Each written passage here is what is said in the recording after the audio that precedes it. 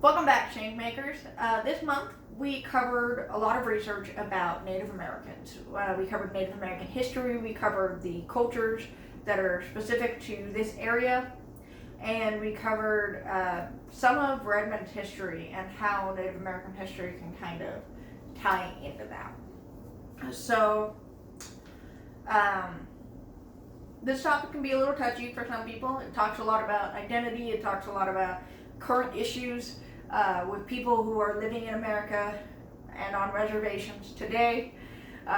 So this is kind of my content warning here. I will say this topic touches a little close to home for me, and I'll get into that in a moment. But again, if you see something or hear something that I've said that you're not totally comfortable with, or that you want to know more about, or whatever it happens to be, our email is in the description below. You can always email us. That's kind of an open door.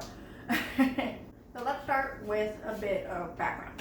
So I have a bit of Native American ancestry. We are pretty sure that my great something grandmother, probably just great great grandmother, on my dad's side was 100% Native American. I say great great because I'm pretty sure I'm also 1/16 Native American. This isn't really how genetics work. It's more how eugenics work, which is a little grosser. But it is how the Bureau of Indian Affairs and a lot of sovereign nations for Native American tribes tend to identify if you can be in the tribe or not. The 1/16th is often the cutoff date, the cutoff generation. Which means my children, if they wanted to join a tribe, would not be able to. I don't have paperwork for that great grandparent, and so I still couldn't necessarily join a tribe unless I could find her on like the Dawes roll or something. But I'm not that interested in joining a tribe. However, my mother, when I was a kid, did write that I was Native American on a school record somewhere. It didn't really mean much. It basically just said that for 1 week, one time, I got to skip all of my classes and go head off to a reservation to learn more about my heritage. It was very whitewashed. I got to learn how to make a corn husk doll. I got to hear stories by a riverside about coyote. And I think I learned a little bit about the Indian Wars, but it was a documentary, and I'm hard of hearing. I don't remember a word of it. I just think I saw spears. That was my introduction to Native American culture and what it meant to be Native American and things like that. So when I'm making the Redmond module and I'm talking about Native Americans, I'm effectively doing what that one program was trying to do, what that cornhusk doll thing was trying to be. My goal is to, make that a little more accessible, a little more correct, whatever it happens to be. And this means letting players kind of role play who they want to be. It's talking about how you can interact with Native Americans without any of the necessary consequences of, asking people to burden themselves for your convenience, or for asking really touchy questions and getting maybe a touchy answer. This way you can kind of interact with it in a safer space. You can interact with yourself in a safer space, and you can say, maybe I don't really want to talk about that aspect of my identity, but I do want to kind of dive deeper into this part. And you can do that here. It's fine. We have the safety tools. We can know how to navigate that, and we can work through our problems in kind of a more physical way. To do this, I kind of split up how I was looking through my research in two different ways. The first way was through the player wanting to play as a Native American. The other side was how an NPC would appear. How do the players interact with Native Americans when they themselves are not Native Americans? Or what kind of stories do I actually want to tell through ChangeMakers and through this Redmond module. Let's start with the player side. We'll touch on that part. So for the player, we wanted to make sure that they could roleplay the way that they wanted to. Now, unfortunately for us, this means that we needed to change a few story elements here, because originally we wanted it to be that they were coming to Redmond because of the Homestead Act. Now, the Homestead Act of 1862 was signed by Lincoln and was used primarily to kind of just shove Native Americans off of their land and just, here you go, here are people living here now, you can't get it back, whoops, which sucks. And I don't necessarily want to have to make players have to bring that up with themselves. So we're looking into more ways to kind of circumnavigate that, just kind of avoid it and still have the sense of community that we're trying to build with building a house in the location. So alternatives to this can be things like just paying rent at the Melrose House, which is the Redmond's first inn, and just finding a job or going fishing or just trying to build up your community in some other way. Maybe you make a book club and that's what you're interested in. These are all perfectly fine, reasonable ideas that they can work with. They could be homeless if they wanted to. They could stay at a nearby lumber camp. They could live on the Snoqualmie Reservation and just truck it out to Redmond, be a local who just wants to be part of nature and part of the nature they're familiar with again. And they can have those kind of stories. It definitely still needs some tweaking for it to really feel good, but we're feeling pretty alright with making sure that we're not stepping on toes when we shouldn't be. As for stepping on toes when we should be, because this is a story about making change, and the Native Americans definitely have some activism issues that can be approached. We're going to jump to the NPC side. For starters, this side of it is completely optional. We definitely want to make sure that players aren't forced to do any amount of activism that they're not interested in or don't really want to have to cover. Not everyone is comfortable talking about Native Americans losing all of their land or having to deal with the government constantly or Native American boarding schools or anything like that. But so we don't want to have to force them to do that. That just doesn't sound like a good game. But we do still want to make sure that the option is available. So while they're playing their core game, which will probably be something like the Union story or some social justice work, or they just want to figure out how to make whatever it is that they came for to build the community of Redmond or anything like that. Whatever they want to focus on, they can focus on, and we can bring in some Native American stories along the way. So for our Native American story, we wanted to cover two things. But first, we wanted to make sure that our Native Americans felt like people. They're not mystical beings who are one with nature. They're not able to talk to animals or anything like that. They're not trekkers only. They're not savages, or they don't carry around spears and intimidate people. These are not the stories we're going to be telling.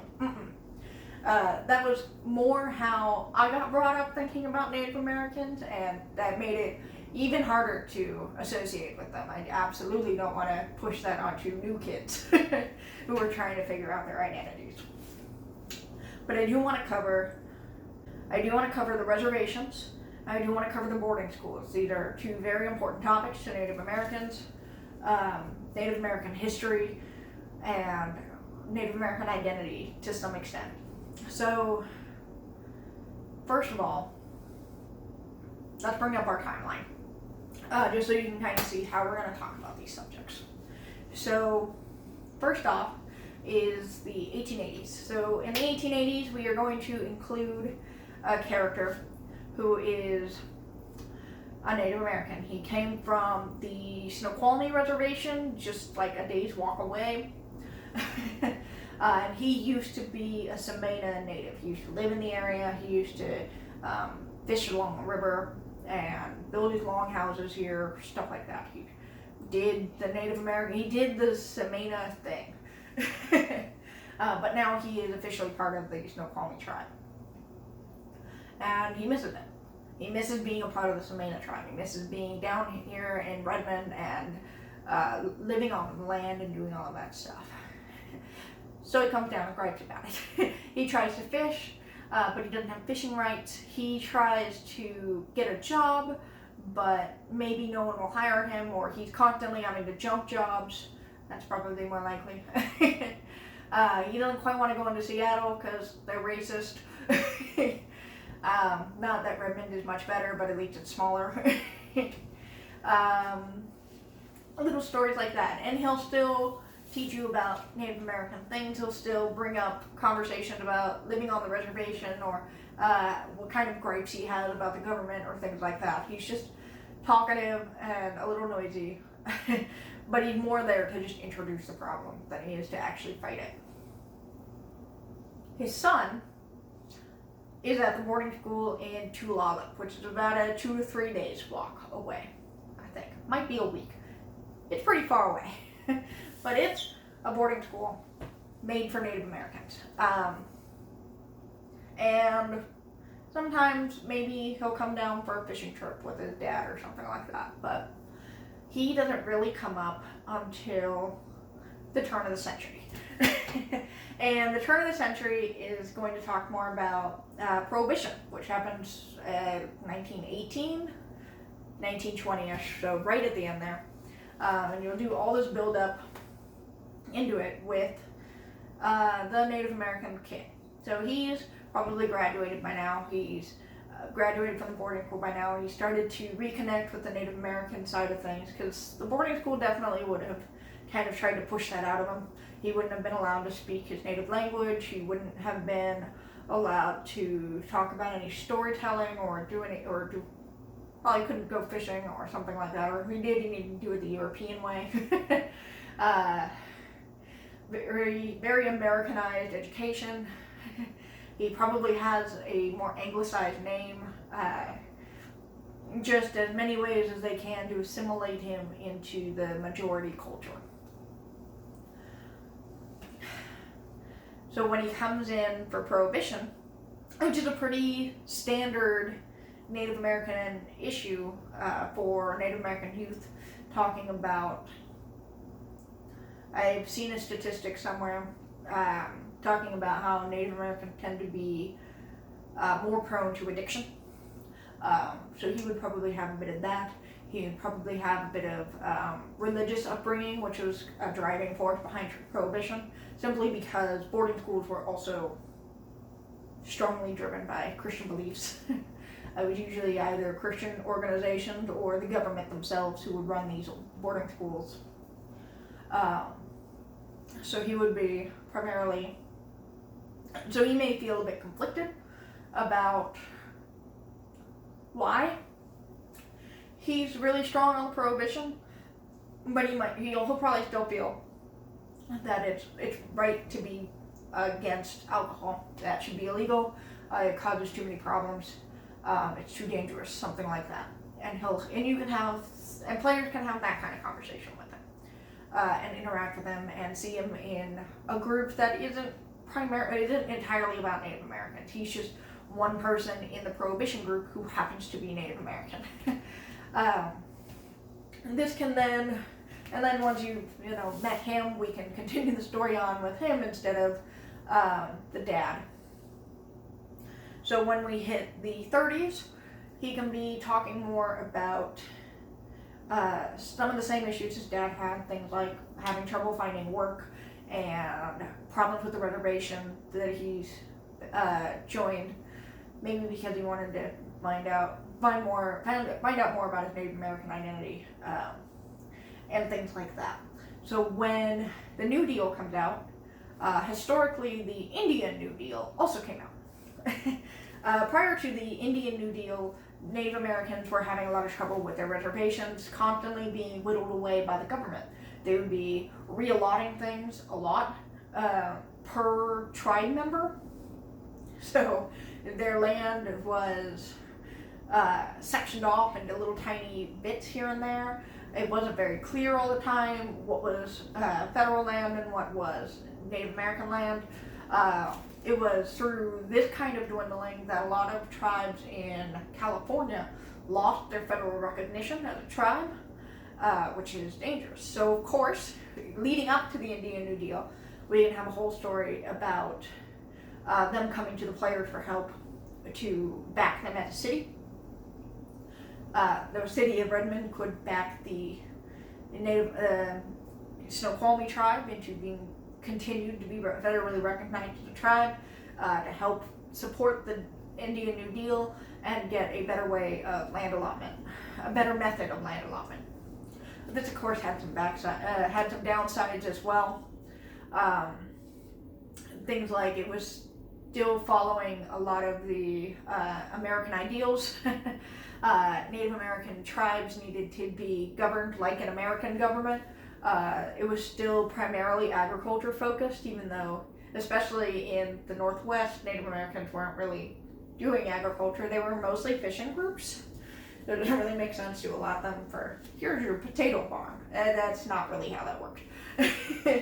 And things like that. It was just a lot of government-sponsored programs to teach them things that Native Americans didn't necessarily need to be taught. That wasn't part of the Native American culture or way of life. That was just Americans believing this is the one true way and forcing it on them. But the player can argue on whether or not they want the New Deal or don't want it, the pros and cons list, and if they want to be able to support that. And no matter what their situation is, the next wave in the 1950s will be about boarding schools again. At this point, Native Americans, World War II has probably happened. World War II has happened by now, and code talkers are a big deal. I posted a tweet about this, I think last week, and that was about how the Navajo tribe were used as code talkers for the U.S. military. I can definitely see a story where Americans just identify all Native Americans as code talkers, even though it was explicitly only the Navajo who were code talkers. And just kind of like living that up. Just, oh, Native Americans are so amazing, they're now in the general zeitgeist. And this can come with some downsides. Mainly boarding schools.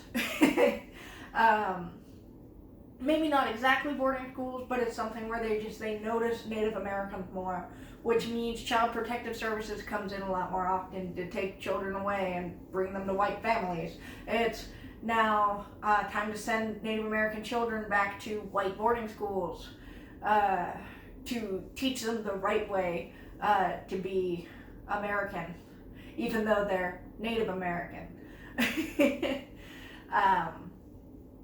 Just little stories like that. It's a new surge of interest towards that. And so when you talk to this kid who absolutely went through that the first time and had a lot of struggles identifying himself as a Native American and what it means to be Native American, he certainly probably wouldn't necessarily want his kids to go through that. He doesn't want to have to worry about that again or make them have to have a bunch of identity crises for something that he finally came to terms with and understands and can even enjoy. And this just kind of brings it all full circle. Now you can have more conversations about what does government involvement in a minority group really mean? Is that always a good thing, or can there definitely be some side effects that you maybe didn't even foresee the first time around?